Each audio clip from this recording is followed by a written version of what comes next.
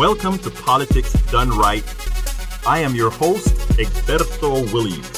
This is the progressive program that will take the mystery out of politics. This is the program that will encourage you to make sure government becomes we the people. Whether you are liberal, conservative, or otherwise, you get to air your point of view. Remember, you can also send me a tweet to EGBERTOWILLIES. That is, at Egberto Willies. Let us engage. It is politics done right. 1, 2, 3, 4. Well, folks, welcome to one more edition of Politics Done Right. I'm Egberto Willies, your host. Thank you so kindly for spending this last day of the year with me. Today we're going to talk about stuff that we have to do because, as we know, starting on January 20th, what happens? We have a new administration, and with that new administration, we have a, I hate to put it this way, but to put it as blunt as possible, we now effectively have terrorism against the United States. Oh, that is kind of right-wing type language, right? Oh, terrorism against the United States by a new president. But hey, what can I say? That is hyperbole, but it kind of sounded, it is sort of the thing, believe it or not, that I think we are going to have to do going forward in 2017 to get our point across, because unless you get somehow noticed, all the good information, all the good stuff that you're telling folks that need to be done, the media won't touch it. A lot of the bloggers, the bad bloggers, won't touch it. And worst of all, much of the population won't click on the stories that you need to tell them if you somehow first do not get their attention. So maybe, I hate to say this, but I think we're going to have to start using some hyperbole to get people's attention. And after we get their attention, we can then give the real narrative, the real talking points, the real things that we are going to have to do to fight this administration that is going to be that we have now. What is this on Facebook Live? Let's see. You're asking, what is the site address for this show? The site address, the website is politicsdoneright.com. Again, the website is politicsdoneright.com. And right now you're on the Facebook page is Politics Done Right with Egberto Willies. Politics Done Right with Egberto Willies. You can find that page. And by the way, if you're listening now, please go ahead and give a like to the page because we want to build this page. I think we're on one of our pages, I think we're at 30,000 folks. And the other page, this particular page, we're at 5,000 something folks.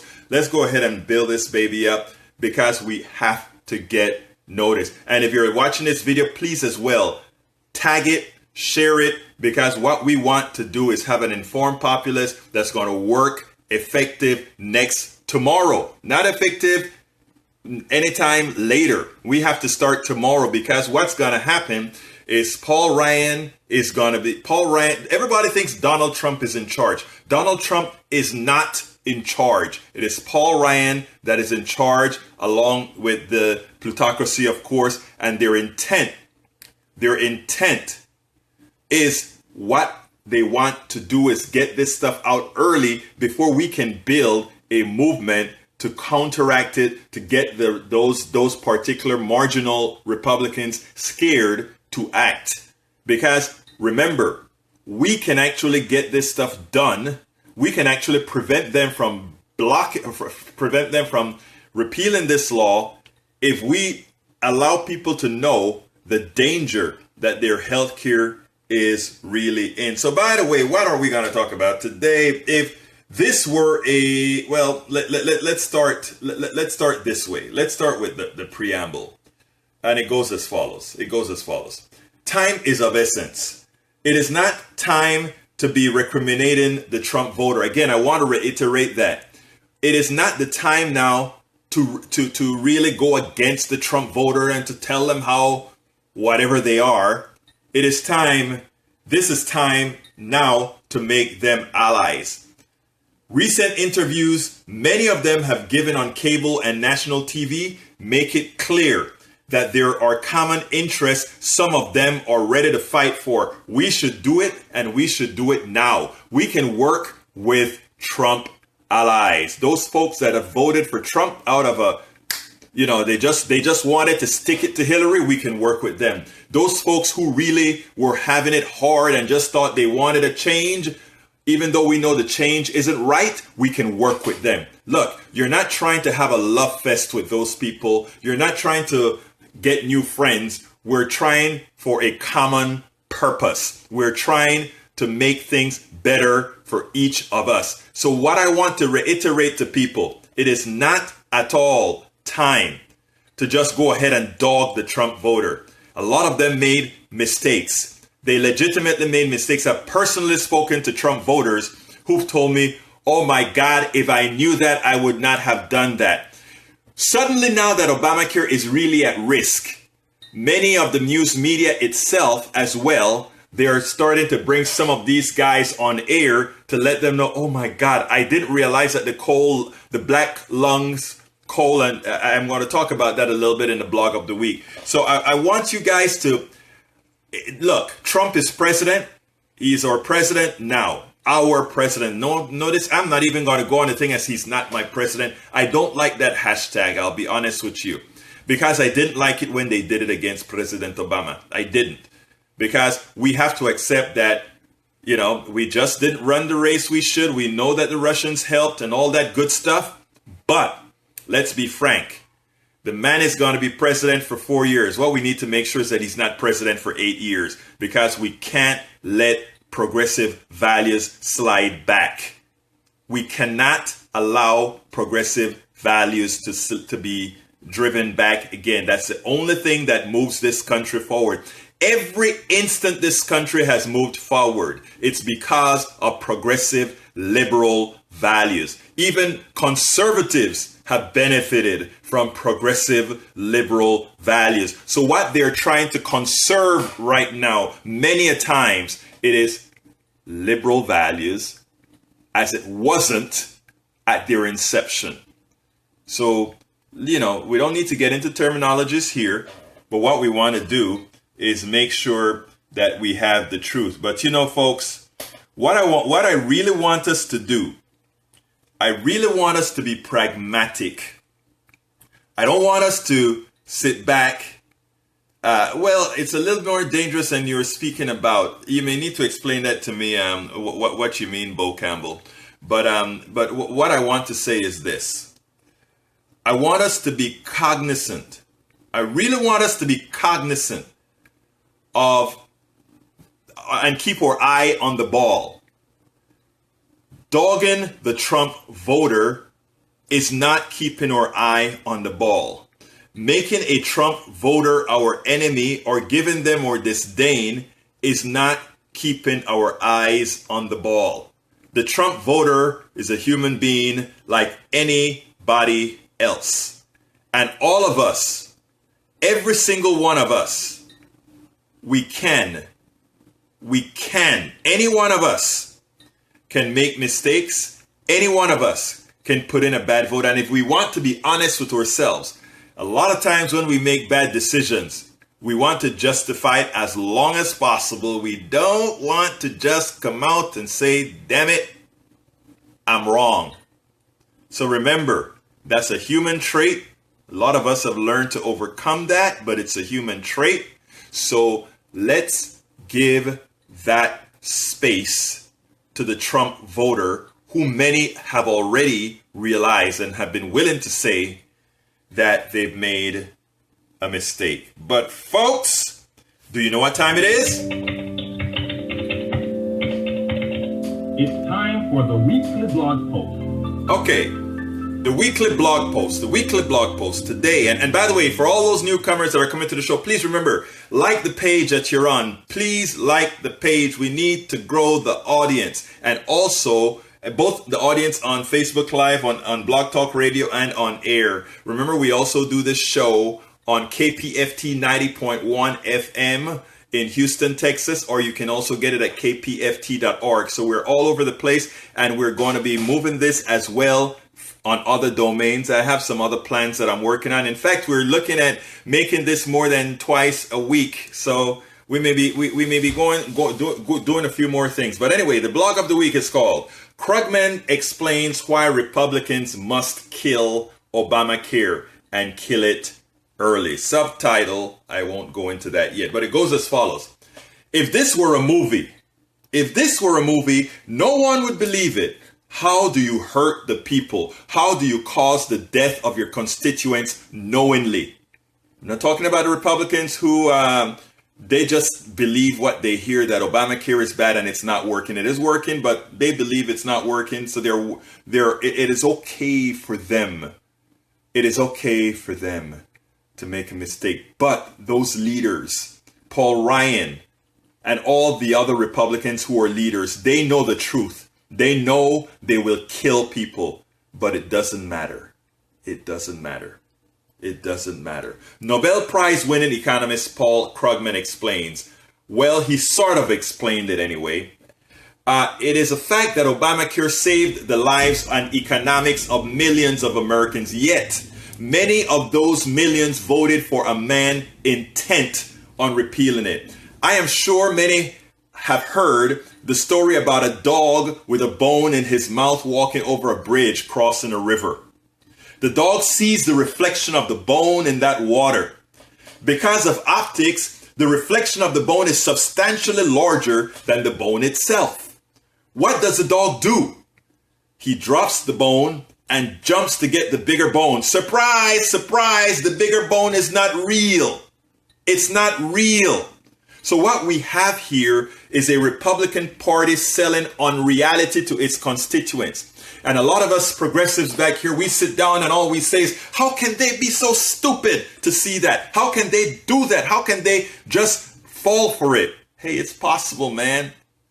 I've fallen for a lot in my younger years. I've fallen for a lot. It is possible.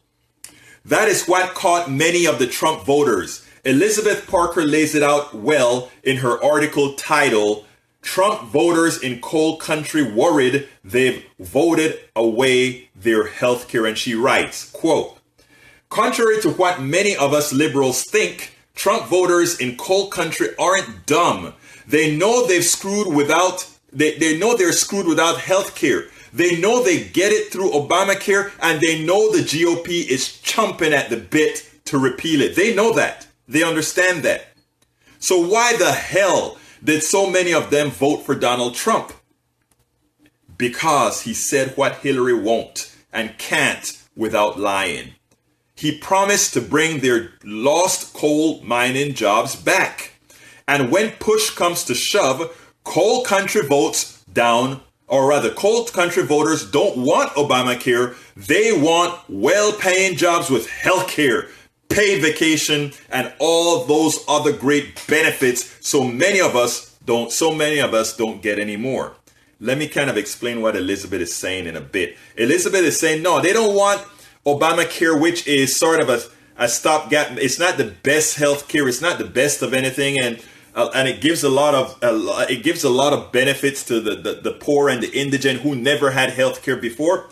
What they want is their entitlement. That job that used to give great health care, that job that used to give great vacations, that job that used to give all those good things, they want that back.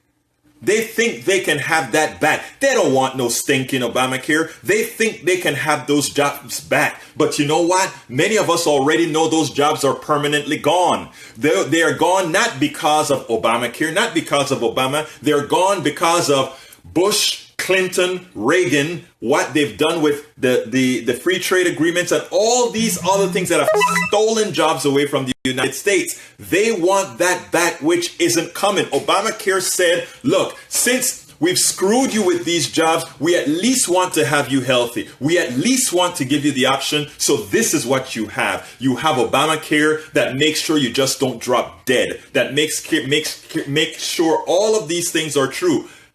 But these coal miners don't understand that, because the people that have their ears, the people that they're listening to, won't tell them that.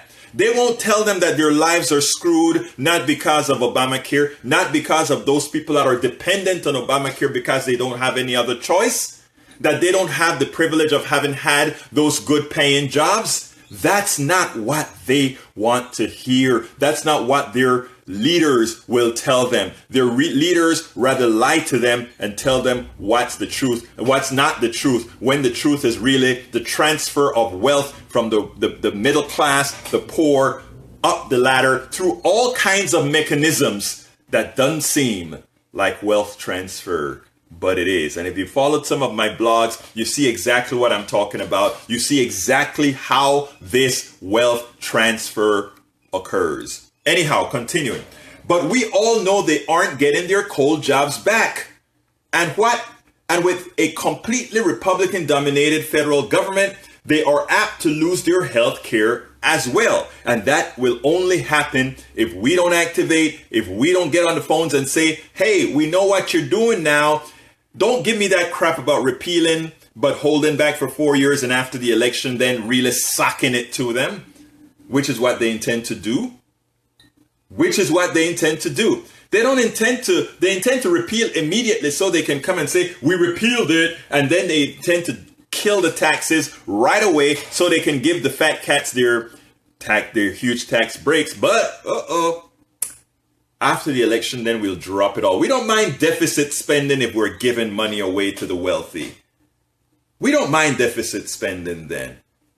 Paul Krugman explains the Republican pathology that allows them to put Americans' lives at risk. And of course, it has to do with tax cuts for the rich. He points out that it is working and that this year was likely a one-time adjustment in pricing. It goes as follows.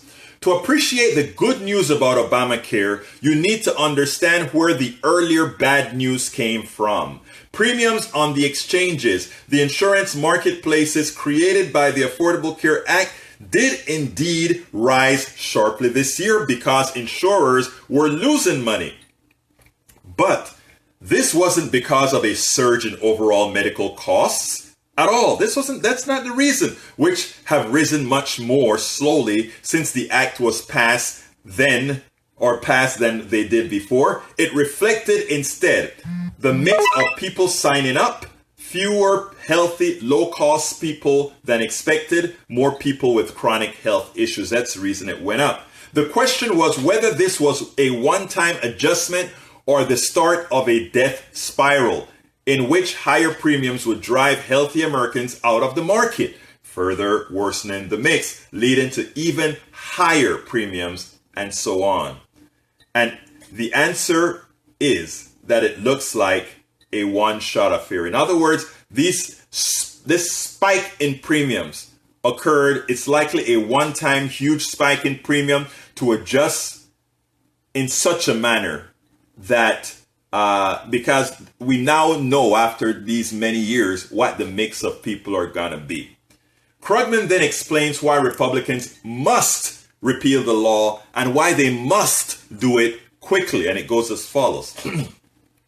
Republican congressional leaders like Paul Ryan nonetheless seem eager to push ahead with repeal. In fact, they seem to be in a great rush, probably because they're afraid that if they don't unravel health reform in the very first weeks of the Trump era, rank and file Republicans of Congress will start hearing from constituents who really, really don't want to lose their insurance. That's where you come in, folks.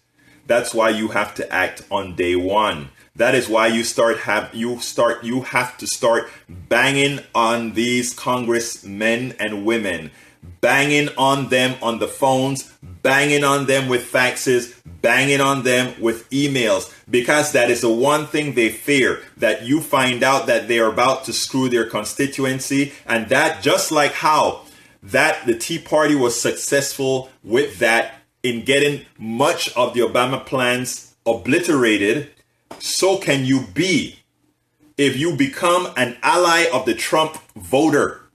And you together, you make the point that you're not in there for love, you're in there for your common interests, and both of you get on the phone. In fact, it would be great if some of you go grab a Trump voter that sees the light and say, let's make this phone call together. One says, I'm a Clinton voter. The other one says, I'm a Trump voter. And we both hate the idea that you're going to repeal this. And if you do, we will go on social media. We will go on TV. We will go on radio together, the Trump voter and the Clinton voter, and say, this is not what we want. A lot more effective than just a progressive voter out there going and say, hey, we don't like this. Hell, we know that. Think about strategy. Think about strategy. How can we best work together for the common good of us all? That is what it's all about. And that is what we can do. Doesn't matter that it's all Republican out there, because you know what? They still want to be elected, and they need to be elected because the plutocracy, even if it doesn't get all that it wants to get some, and it'll only get some if the right people are there and elected. So let's be smart about this, my dear listeners, friends, everybody else. Why do the Republicans hate healthcare reform? And that is the deal. Some of the answer is that Obamacare was paid for in part with taxes on the wealthy. Remember all those stock, when they sell their stocks and the stock gains, taxes went up on that. Remember there are certain Medicare taxes that went up, of course, on high paying people.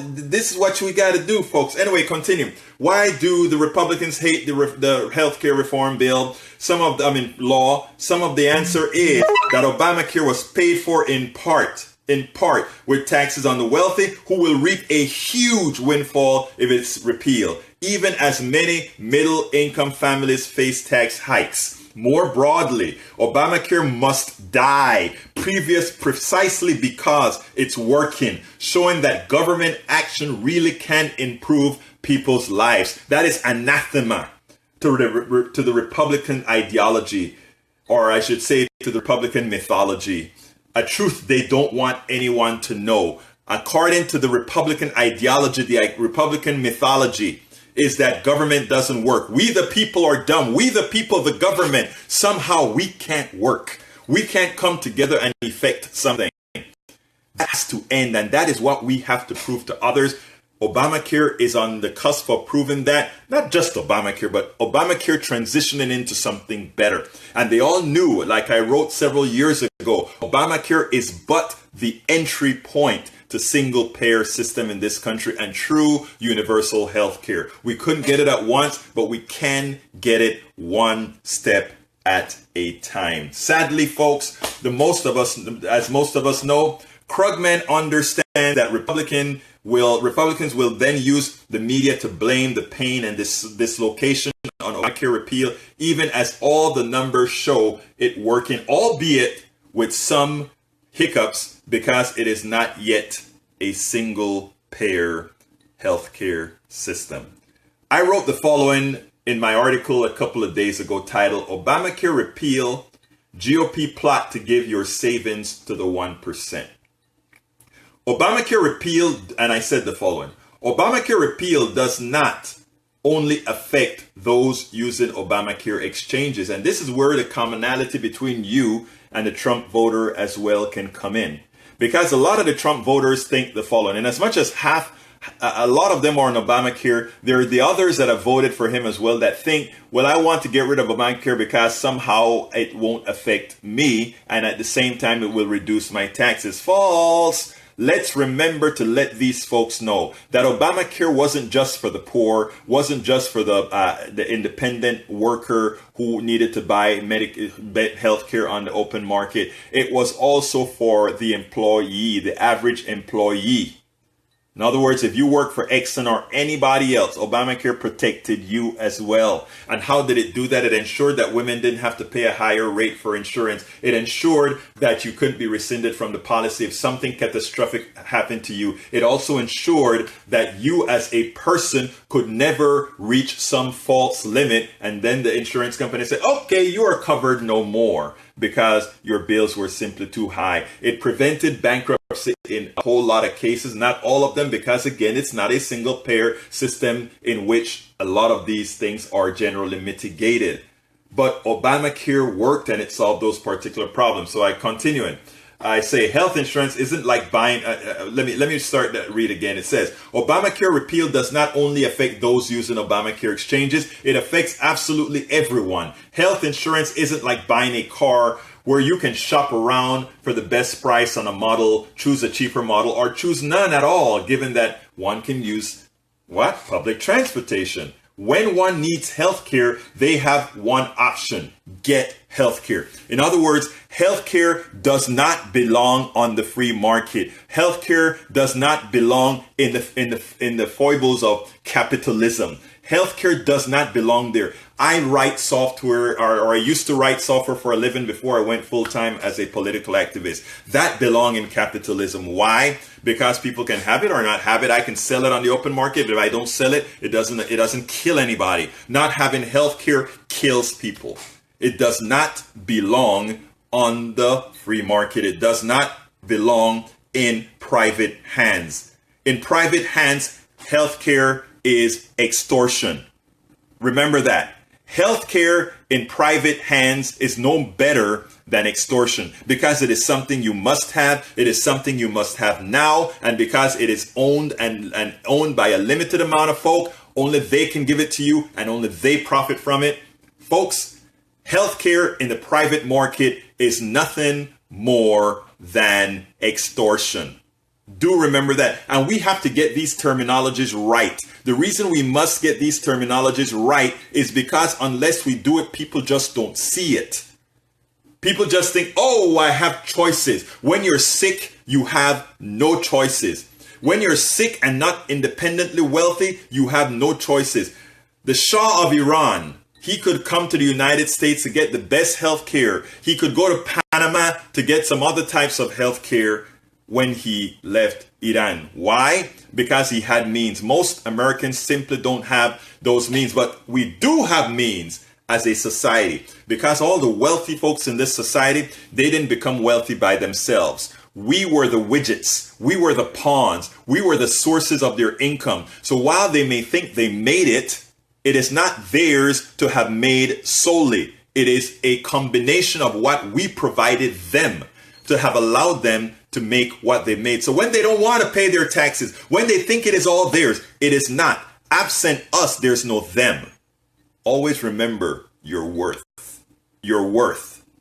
Our worth is much larger than society would want to make us know, because once one understands their worth, the amount of wealthy people making money off of paper suddenly dwindles. Because no longer do we think the stockbroker is some person deserving of wealth. No longer is the banker who does absolutely nothing for society. We believe they're worth their wealth. No longer is just that person investing capital, and a lot of times ill-gotten capital, and deciding who will be winners and losers in the market. We would somehow think they deserve special treatment over that worker who works every single day. Worth. One of the biggest problems with Americans right now is that we do not understand our worth. One of the biggest problems of Americans right now is we must understand our worth. When you know you are worthy, when you know that society cannot exist without you, when you know that that millionaire could never possibly be a millionaire absent what you provide, then your worth suddenly comes into the fold. And when your worth comes into the fold, you suddenly are able to demand more. You certainly then can demand what is rightfully yours. Those oil wells, those oil wells that are drilled on public lands, why is it that just the investors and Exxon and all these others make the profits from that? Why is that not the commons? Why is that profit from all those well after expenses not going back into the United States Treasury? Why not? It is public land. But some, the wealthy who are able to own those stocks, are the ones who are privy to the wealth that belongs to us all. But most people don't know these things. Most people are not aware of these things. Most people are not aware of their national worth, their personal worth. If we can just get there, these politicians could never, ever do the things that they do to us all. They would never. So finishing the blog, Americans better get ready to fight, or yet again, the poor and the middle class will be pilfered, denying them any access to financial independence or success. There is no choice. You have got to fight. I hope the message is heeded, and we start our fight right after the new year. So folks, tonight when the turn of the clock comes and it's now it's now the new year, be resolved that in this new year, we won't make this new year 2016. 2016 was a bad year. 2016's Americans made some very bad decisions. 2016 is a year we can't get out of fast enough, but we can make 2017 a better year, irrespective of it being controlled by an evil sect within the Republican Party. And my Republican friends, I'm not talking about you guys at all, but I'm talking about those in the know, those who know they are pilfering us, or they are intent on pilfering you all. There's intent on pilfering you all. Folks, the telephone number, if you want to call in and have your voice on air as well, give me a call at 646-929-2495. Again, that number is 646-929-2495. And of course, you can go ahead and keep giving me giving me your points of view here on Facebook Live. But I think my good friend John is here. John, come on in, my friend. How art thou doing this morning? And Happy New Year. Happy New Year, Alberto. How you doing? I'm doing fine. Talk to me, my brother. Yeah, excellent topic. I've been trying to bring this up for quite a while. Yes, I know. So I really, I know Bernie and Elizabeth Warren were planning on having demonstrations on the 15th. That's really too late. I mean, they really need to do this, next week. Yes, you're absolutely right. Because the votes. I mean, the last thing I was reading from Greg Walden, who's a Republican congressman out of Oregon. He said it's going to happen not next week, but the week after that. Right. The week of the 9th, they're going to have the vote on that then. Right. And so we really need to get people aware of this. And I agree with you also about the Trump voters, and that's kind of hard for me to say because I don't want to oppose, most things that Trump believes in. But the problem, obviously, with Trump, and I brought this up, that he is kind of a zealot figure because he's so insecure about everything that whenever he's around people, he does have the tendency to agree with them just because he doesn't want to get into a confrontation with some of these people. And you've seen it because he's walked back a lot of things. Right. And so my point is that, we should really be focused on, turning Republicans against Trump and Trump against Republicans, because that's how things are going to not get passed. And so in this case, you're talking about having Trump live up to his campaign promises that he's not going to cut Medicare, and I'm glad that Bernie's been talking about this for the last few weeks. And also, on the Russian situation, we should be, supporting McCain, and I hate to say this, Lindsey Graham and all the other people are concerned about, how our democracy is being hacked. And right. This isn't just happening in America, it's happening all over Europe. Right. And so, we need to stay true to our values, but in some cases, our values, may line up with some Republicans. I think it's extremely absolutely rare cases.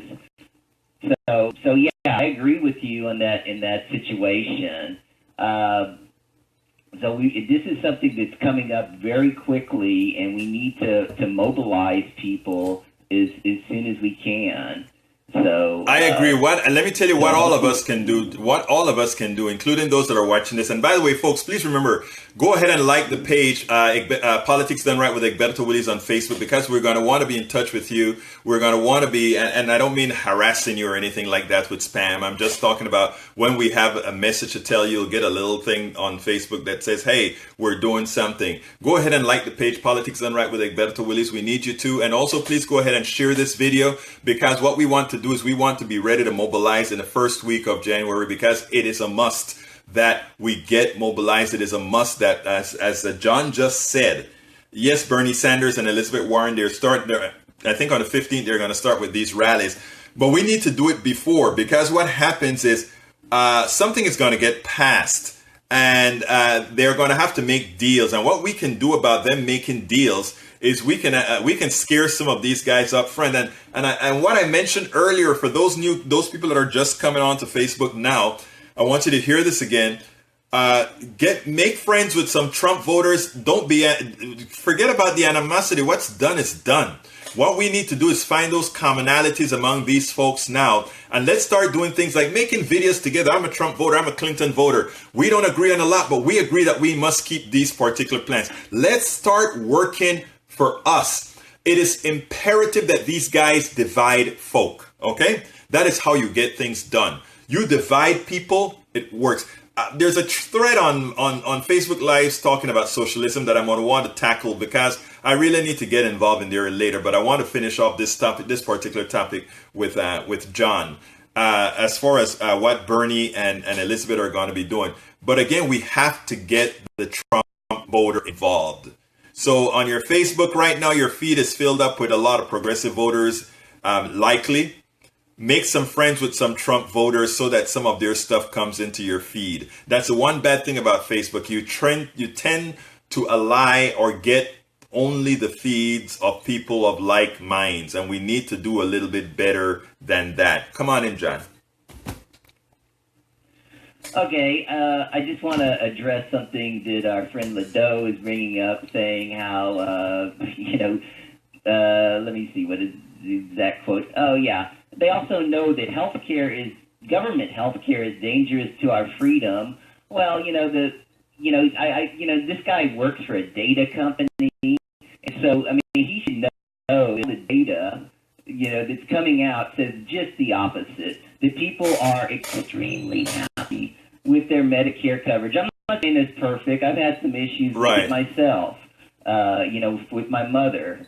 But, I mean, it is a very, very popular program. Just as Social Security is a very popular program. At least 80% of the people, find it extremely popular. And so what they're trying to do is take away the ACA, take away Medicare, take away Social Security, and turn Medicare into a block grant. More like the ACA, actually, is what they're trying to do. And, we need to eventually we need to go to single payer. But right now we're playing defense. Exactly. And we need to try to stop this. And this is, these programs are massively popular. Even Medicaid, which, helps the poorest of the poor, which I'm extremely supportive of, and I know you are too, because that's helped the most people who need it the most. That's my objective. I want the people who need it the most to get the coverage.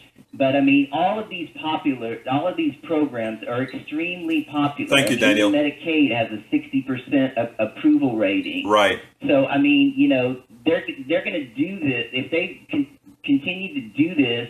They are going to face such a massive backlash. Absolutely. And you're right. I mean, you're right that all of these people, right now, a lot of people who voted for Trump or, they don't really understand how severe Trump's rhetoric is. John, the Republican rhetoric. I want to jump in here for a specific reason. It's going to hit them in the face, Right. I want to jump in here, though, John. Crazy comments. John, I want to jump in here because it's important, because what you said is very important. When they do this, when they privatize Medicare, when they privatize Medicaid, when they privatize Social Security, when they do all these things, right? It is done. Here's my problem, right? These guys at this point in time do not mind, after they've done the work of the plutocracy, to get voted out. Because a lot of these guys, the plutocracy will reward them for their vote. I mean, after all, if they privatize Social Security, the financial sector is going to be awash in money to play with, and that is their intent. The reason they talk about privatizing Social Security is not to make things better for the Social Security recipient. It is to make things better for the investing folk. Why do they want that? Because they now have more money to play with. Remember, they make money playing with money. They produce nothing of value. They produce nothing for the American citizen. So you give more money to the titans of finance from Social Security, from Medicare, and all these things by privatizing. They have money to play with. They make a profit on a percentage of these billions and billions of dollars that come into their fold. Now, that a lot of these guys who vote, that the services they provide, remember now, as investors then, their goal has to be to limit the amount of services they provide with that amount of cash that they have now, because they want to maximize the value for the investors, not the benefit of the Social Security recipient. So therefore, what happens? What happens is their sole modus operandi is to ensure that people get less, not because they want people to get less, but because they have a fiduciary responsibility to those, who are investors in the companies who will be investing the Social Security monies of the people. Americans just don't get that because the concept is so foreign. It is so foreign. And the same goes with private insurance. You know what I think about private insurance, right? Their model, the model of private insurance is to deny coverage, right? In other words, the more coverage I can deny is the better it is for my investors. And that is their fiduciary responsibility. So I mean, it is not that they personally are evil. I personally think to have a job that way is evil, but it's not that they're personally evil. It's that the mechanics of capitalism dictate that they do that. That works perfectly in other domains. As a software developer, as a business owner in my software field, that is fine. But when I'm working with things that concern human beings, the well-being of human beings, it is absolutely evil. So therefore, and this is where I want to touch on, there's a socialism thread going through on the inside of the Facebook live feed. And by the way, if you want to come on air, folks, remember the number is 646-929-2495. Again, that number is 646-929-2495. Folks, socialism doesn't occur in some abstract. All of our major competitors, all of the people we do business with, all the people we praise are socialist countries. Germany, France, England, Canada, Denmark, Norway, Sweden, Switzerland. These are all countries that we always talk about. They're democracies. Remember, democracy has nothing to do with socialism, capitalism, or communism. I know that sounds funny. Okay, I know that sounds like, that doesn't make any sense, Egberto. It is true. The only reason it doesn't make any sense is by design, you are taught to fear socialism as something that is somehow going to take away your freedom. You notice Dan Leno talks about, I don't have my freedom. We all have a balance of freedom versus society. Society means you have given up your individual freedom for the betterment of us all in a society. So therefore, the question is, how much freedom do we trade for our best well-being? That is what we talk about when we talk about socialism. How much freedom do we exchange for our well-being? And here is the deal. The deal that most countries, most democratic socialist countries, which we are also one, just not as much as, let's say, Denmark, is that they say the following. When it comes to healthcare, when it comes to education, where it comes to the commons, we believe in a socialist model that says together we all pay for this, and together those in need extract from it. That's the socialist model. Then we have the capitalist side of our country that says But in order for us to get a whole lot of stuff done, competition actually is a good thing, because if you do something and I want to get seen in the market, I have to try to make my thing a little bit better so that I can open a market for myself. And when I open that market, competition sort of keep that thing going. Competition is good, but you have to have a break. You have to have the correct balance. And there are many countries in Europe who have that correct balance. There are many countries in Europe who the downturn in 2008 didn't affect the population as it did here in the United States. One of the reasons other countries like Denmark are much more happy. People are not stressed like we are. By the way, I do another show at KPFT 90.1 FM, and I brought in reporters from Finland and Norway, and I've had them on the show before. They spoke about how to work.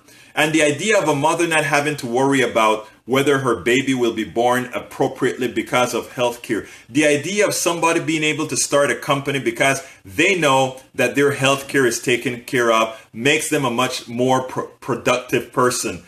You know, we can talk about America being the most productive country in the world. False. We are now the largest service country in the world. We're no longer the greatest manufacturer in the world. Why? Because the things that require that are not there. So don't knock when you talk about socialism on with other folks. Talk it in the appropriate context. Talk about it as a tool. It has nothing to do with your democracy. It has nothing to do with your absolute freedom. It has everything to do with making society better for us all. And I tell you what, going forward, we're going to have a lot to talk about, because with automation coming, we need to start talking about reducing the work week to 20 hours so that more people can be employed. And at the same time, the super wealthy doesn't grab up all of society, because we, the peons, created the tax system that educated the engineer, the doctors, and everybody else. Some industrialist or some investor took the knowledge base that all of us paid for to automate us all. And as we get automated, all people are out of work and the spoils go to the top. What was their investment? And this is where I talk about knowing your worth and educating ourselves. I know we're talking Obamacare, but all of this falls into the same domain. And I want to explain this again for those people out here. When you went to school in this country, when you went to the university in this country, all of us paid taxes to support that system. All of us paid taxes to increase this country's knowledge base.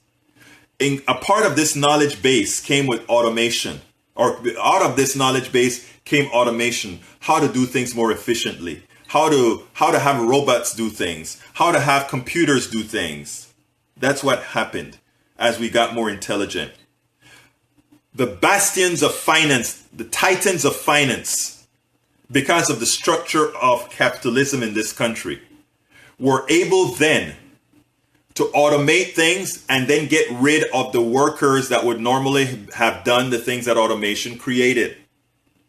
In doing so, it meant a whole lot more profit margins were created, which migrated directly up to those people who invested into those companies that created that. But we have to remember, the knowledge base from that came from us all. To have the wealthy monopolize on the profits out of our knowledge base is anathema itself to freedom. It is yet another form of pilfer. But it's not explained that way. The way our country works is we think the ultimate here is the investor who creates value and somehow needs to be rewarded. That is false. It is you who creates value that the investor exploits, and in that exploitation then allows you to be worthless. It's a different thought process that you're not given. It is a different thought process. The plutocracy depends on you being uninformed. The plutocracy needs you to be uninformed so that you do not see how you have been the one. The automation that's there, you created. The wealth that guy has received from the excessive profits from the automation was done by you. you. Therefore, we must change our structure in this country, not to penalize the investor, but to ensure that the investor puts it back into society, and not only puts it back into society, but that also ensures that these benefits from automation, which means efficiency, reflects all the way back to all humanity, which means a shorter working week. Not that we have to hold on to one or two more low-paying jobs, that we have high-paying jobs, very high-paying jobs at a much lesser amount of time, which says the following. Why don't we all benefit from the automation that we are responsible for creating based on our knowledge, and as such can spend more time with our families, and not instead reward the exploitative nature of those who see automation as a manner to get themselves more wealthy? This is not rocket science. This is about worth. This is about how do we assert our worth? How do we know our worth and understand that it is us, the populace, the masses, that actually get things done in this country? Those that purport to be the titans of finance, those that purport to be the ones that create nothing. It is a mechanism that they've used to exploit that which others have created. It is imperative that we understand that. I demean them when they take all the spoils. If their spoils are reinvested back into the system, by all means, everything is fine. Okay, Bo Campbell says, the power and wealth is being stolen as we speak. The speculation of real estate by the banks and multinationals have gutted our country. Exactly. That is what's known as unfettered capitalism. So for those who think unfettered capitalism is some sort of freedom, they're wrong. Unfettered capitalism is a new form of slavery. And until we understand that, unfettered capitalism is the new slavery. It is a slavery that one must understand how it works. It isn't with whips anymore. And Egberto does not seem to understand the concept of individuals. It is clear that he thinks only in terms of groups. Sadly, you're wrong, my dear friend, Mr. Ledo. I do understand individualism. I also understand that not one of the people listening to my voice right now thinks about individualism as many would want to think about, or that even you couldn't live with that individualism that you speaketh about. That individualism that you speak about is non-existent. It cannot exist in our society today. You cannot grow your own food. You cannot make your own car. You cannot live on a plot of land on your own and take all that can happen on its own and take that and survive. We've evolved from individualism, and in the process of evolving from individualism, we've become a lot more reticent. We've become a lot more resilient. We've become a lot more powerful. We can accomplish a whole lot more. So folks, do not listen. The freedom and individualism that a lot of folks in the plutocracy and a lot of other people put out there is one to control your mind. It is for you to think that somehow liberal progressives want to take away your self of being yourself, what you can do all on your own. Here's the sad reality. There's not much any of us can do on our own. I'm doing this radio program right now, this Facebook Live program.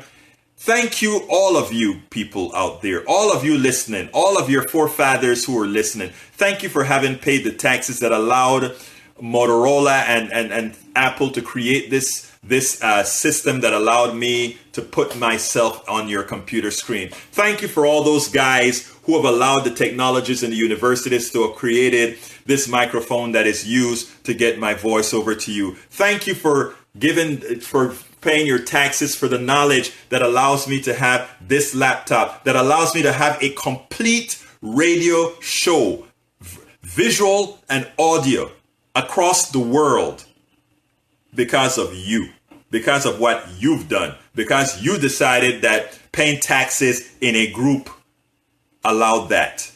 And you know what? Daniel Ledo should be thanking you as well as a group, that you didn't become individual, that you decided that yes, there are certain things we should, there are certain things we must do together. And in that, we've made a better society. A society like this could not have occurred otherwise. Come on in, John, and make your final point before we shut this baby down. Okay, I just want to, when you're talking about automation, I think we should really, fight against automation just like we fought against free trade, because essentially they're very similar in the fact that the money will go to the top. With free trade, you have the owners of corporations and, the top people getting the money from shifting, people, let's say in China, who are making whatever, less than $2 a day to people who in America were making these products that were making, let's say, $15 a day, 30 years ago. Mm-hmm. The same thing is with automation. I think we would really fight back against automation. One of the things that they talk about with self-driving cars is that, all of the truckers on the road, they're all going to be out of a job. Yes, they are. And I think we really should be talking about actually.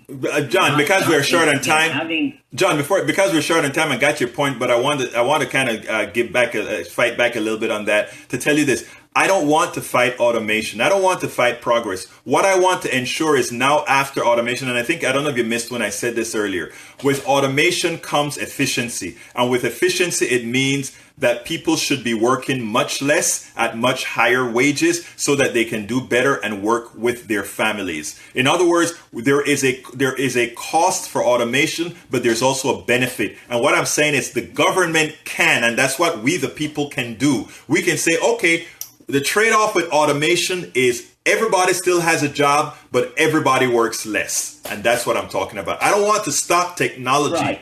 That's what I'm talking about, John. Yeah, I mean, in Germany, that's already the case. Right. And of course, also in Germany, if you don't have a job, you get paid, Right.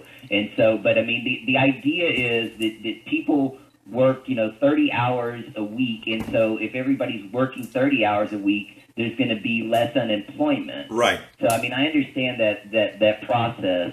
But I still think that we need to, I don't think we should just give up and to just say, this is the automation is going to happen and that's the end of it. I think that we should be fighting against automation to some degree, and just because all it does is send money to the top and makes working class people. I hear you. Harder to find jobs. I hear you, John. Again, I want you to hear what I said, and that is, you are absolutely correct that it takes jobs away. And what I'm saying is, what I want to ensure is to mitigate that it doesn't transfer the efficiency generated by us all. Because if you listen to my narrative, we are the ones who paid for that automation. We should be rewarded by that, and our reward is to ensure that all the profits don't go to the top, but tax so that it comes back to people as high wages, etc. But John, give me a quick 30-second closer. All right. Just want to say Happy New Year to everybody listening, and just let's not forget about Bernie's, greatest achievement in 2016. It was the greatest moment of my political life, and continue to follow our revolution, fight Trump, fight against overturning the ACA, Medicare, Medicaid, and so. Thank you very much. So kind for listening to the show. Remember, go ahead and Politics Done Right Beto Willis. We need to increase our ownership and also visit Politics Done Right. We have a lot of work. Not according to the justice. We need to. We are absolutely right. Why you right now and Trump voters that you like, that you talk to. You don't have to agree on everything. I see everybody. I love people, whether they're Trump voters or I. Let's go ahead and make them allocate to these guys and Trump vote Clinton. I don't want Obamacare repealed. I don't want privatization of Medicare. Let's do all these things that are important. We are the people and we work together. My name is Egberto Willies. This is Politics Done Right. I'll see you next week. Have a wonderful New Year. Happy New Year, my dear friends on Blog Talk Radio. Now, my friends here on Facebook Live, let me tell you that I want you to go ahead and share these videos. Please also not only share the videos, but I'd love if you go ahead and ensure and encourage people to like the page Politics Done Right with Egberto Willies. What we want to do, we have a lot of work to do back in 2017. As John was saying on our Blog Talk Radio show earlier, what we have to do is we have to contact our Congress people now. We have to let them know that we're not just only Clinton voters, also share Trump voters, and pink liberal, all that kind of stuff. I'll speak to them nicely and all that good stuff. Let's go ahead and start building momentum that is necessary to fight what is about to be done to not only liberals, but what's about to be done to our conservative friends, to our anarchist friends, to our every one of our friends are gonna be hurt by the policies that Paul Ryan is trying to put out there. We have to do something about it, and we have the power to do something about it. So Happy New Year. Thank you for listening. Share the videos, like the page. Love you all. Happy New Year.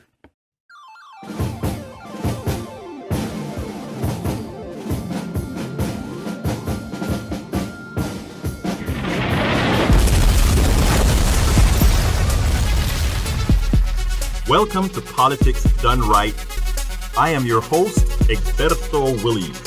This is the progressive program that will take the mystery out of politics. This is the program that will encourage you to make sure government becomes we the people. Whether you are liberal, conservative, or otherwise, you get to air your point of view. Remember, you can also send me a tweet to EGBERTOWILLIES.